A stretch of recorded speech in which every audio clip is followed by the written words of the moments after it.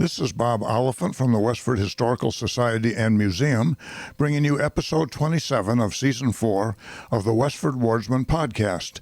The Westford Wardsman newspaper was part of Turner's Public Spirit, a weekly newspaper in Ayer a century ago. In this episode, we'll be reading the Wardsman for the week ending Saturday, July 8th, 1911, and I'll elaborate on what was happening in Westford that week. The week starts with the Westford Center section. The Edward Fishers spent the 4th at Swampscott. Reverend and Mrs. G.P. Cabell have returned to their home in Chicago after spending a week with their mother, Henry Cabell, their brother, Henry Cabell. Reverend G.P. Cabell is pastor of the People's English Evangelical Lutheran Church of Chicago and was one of the delegates to the Lutheran Convention held in Washington from June 7th to the 15th. This was his first visit to the East, and he much enjoyed the beautiful scenes of our hill town, being a decided contrast to his prairie home. Miss Marion Roberts of Farmington, New Hampshire, is a guest at the home of her uncle, John M. Fletcher. Mr. and Mrs. Herbert V. Fletcher have been on a trip to New York this week, combining business and pleasure. Mr. and Mrs. Emery J. Whitney have been spending several days this week, including the 4th, with Mr. and Mrs. Thomas Lindsay at their home in Somerville. Mrs. John Fisher and 3 children of Hartford, Connecticut, are enjoying a vacation at Mrs. Alvin Fisher's. The possibilities for recreation and enjoyment at the Whitney Park continue to suggest themselves. Mrs. Herbert Hildreth and Mrs. Leonard Wheeler have organized a croquet club among the ladies of the village. Enough has been readily contributed to procure a good set, and if needed, a second set may be furnished. The space just back of the tennis court that shades in during the afternoon will be used for the purpose, and some good games among those who do not care for the more strenuous tennis are expected. All will be cordially welcome who would enjoy this ever-popular, if somewhat old-fashioned game, either as participants or onlookers.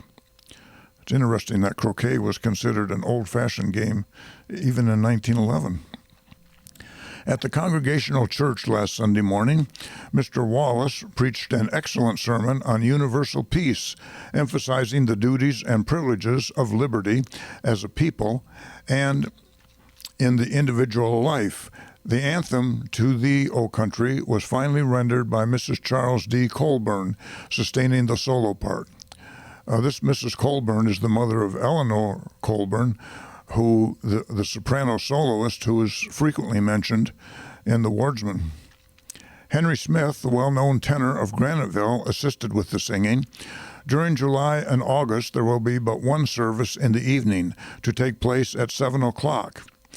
Last Sunday evening, this was an out-of-door service held with Mr. and Mrs. John P. Wright, who are spending the summer in the log cabin on Prospect Hill.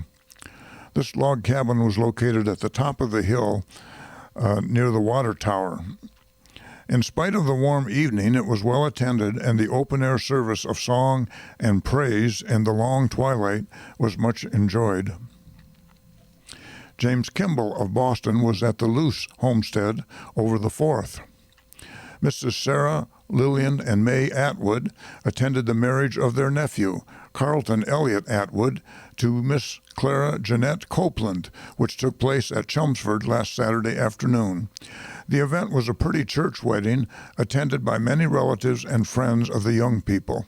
Mr. Atwood is a graduate of the Institute of Technology. That's, of course, the Massachusetts Institute of Technology. A young man of much promise. After a wedding trip, he takes his bride to Chile, South America, where he is a member of the engineering staff at the extensive nitrate mines and in charge of the electrical departments connected with the works.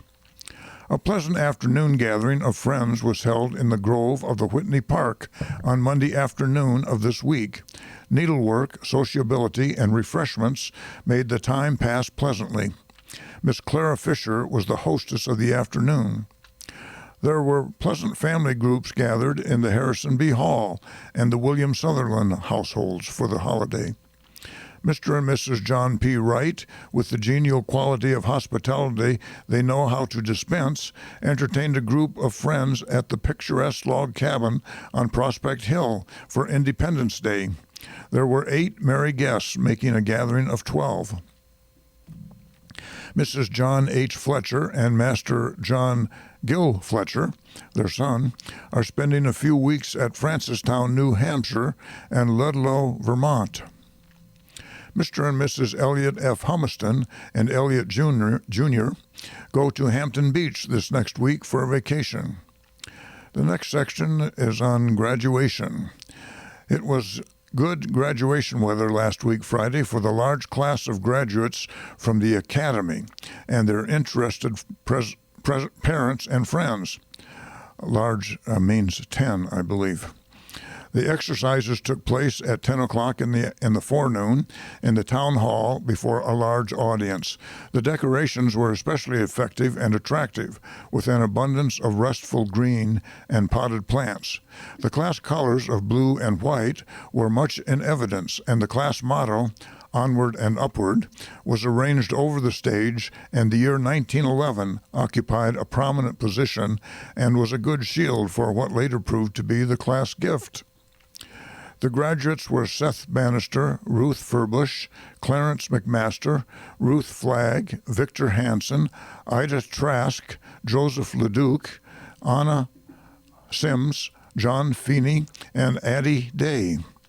The essays selected by the Board of Judges, consisting of the teachers of the Academy, were the essay of Victor George Hansen on Edison, which was a thoughtful and careful presentation of the life and work of this great man, and the valedictory of Anna H. Sims entitled The Junior Republic, and followed by a forward look, both of these being given with much thoughtful discrimination.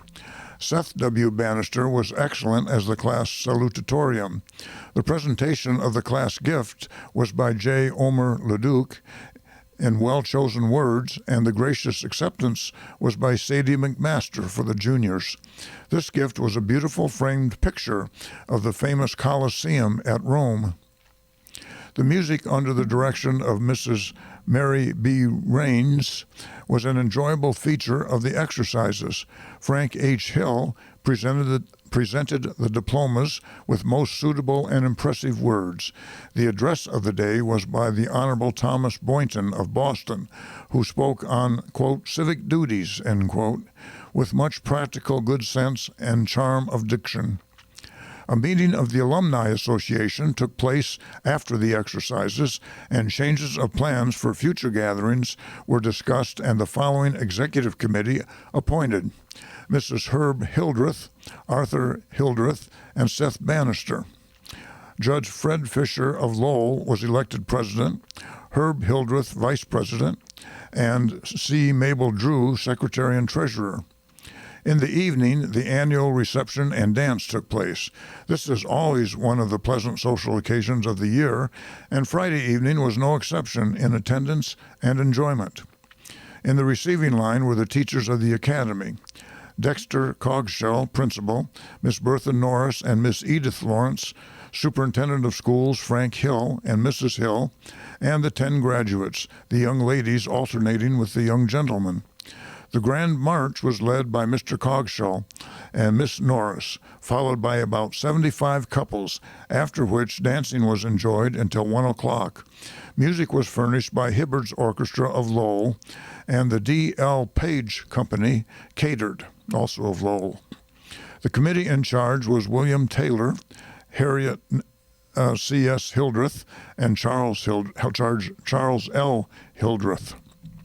Among some of the out-of-town guests present were Miss Gertrude Bartlett, a former teacher at the Academy, Miss Catherine Allen of Malden, Mrs. Gertrude Carver Skidmore of Somerville, and friend Mrs. Woods of New York, Miss Evelyn Miner of Shirley, Mrs. Marguerite Bannister Barnes of Lowell, Mrs. Lyman Wilkins of Somerville, Mrs. Harriet Sargent Hildreth of Winchester, and Dr. Underhill of Groton. The next section is on the 4th of July. Notwithstanding the intense heat, the 4th passed off nicely, and the celebration passed off in a manner creditable to the committee and their assistants, who worked as well to make it a success. The night before came nearer to the, quote, safe and sane, end quote, standard than heretofore. It was common at the time for young boys in the town or older boys in the town to raise some kind of havoc the eve before the 4th.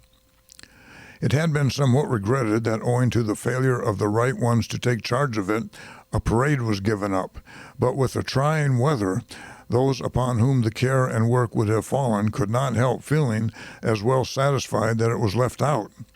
It turned out to be a very hot day, that 4th of July.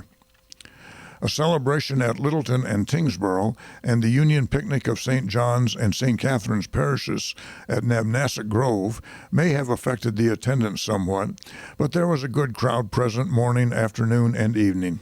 The Chelmsford Band gave a concert in the morning at 10, and a little later than this, the ball game between Chelmsford and Westford took place, Westford winning 6-5. At 1:30 in the afternoon, a list of sports were run off. 100-yard dashes, half-mile open race, 75-yard race for boys, 100-yard dash for town men, hop, step, and jump races, and throwing the ball were among the contests. A good list of prizes were awarded, such as baseball bat and mitt, umbrellas, set of pearl studs, neckties, etc. The second ball game took place in the afternoon between Shirley and Westford, a closely contested game of well-matched contestants in which the Shirley team scored a win 7-6 in a 13-inning game. The second band concert of the day also took place during the afternoon. The celebration was brought to a close with a good display of fireworks in the evening. You remember a week or so ago they were trying to collect money for the fireworks, so I guess they succeeded. All the events of the day took place at Whitney Park, what we call Whitney Playground today. The next section is called Books Added to the Library, and there's a dozen or so. The only one of note, I believe, is Fanny Farmer's book, Food and Cookery for the Sick. The next section is the About Town section. Mrs. Charles W. Reed, spelled with a double E, whose maiden name was Mary Jane Potter, is seriously ill at her home on the Boston Road. Mrs. Voto, V-O-T-O, is companion in arms for her comfort.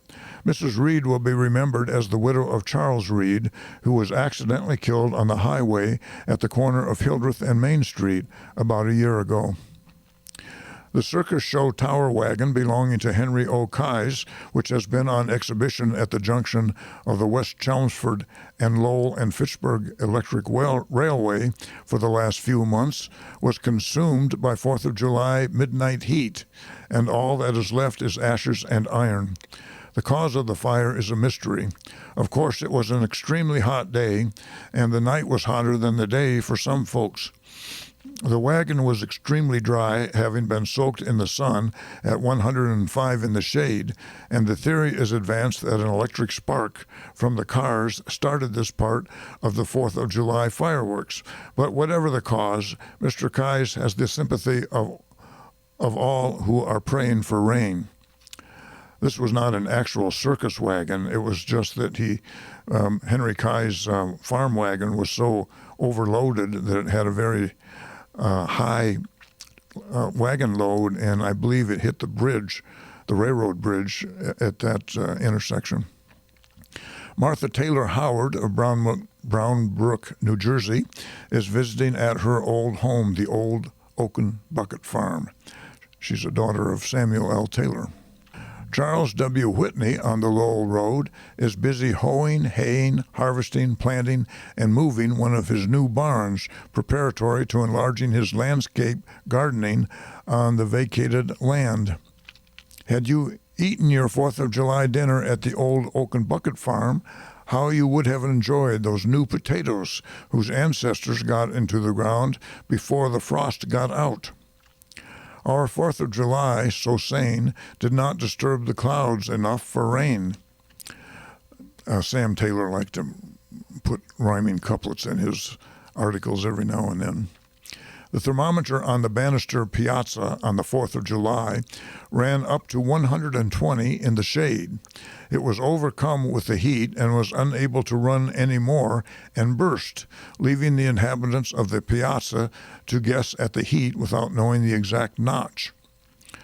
George Prescott had a little overcome heat act while haying for Frank C. Drew on Wednesday, which caused him to lay by for repairs the next day.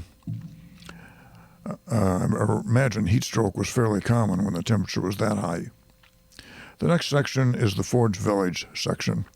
George Sweat has purchased a Flanders four-door 20 of Robert Murphy and Sons in Ayer.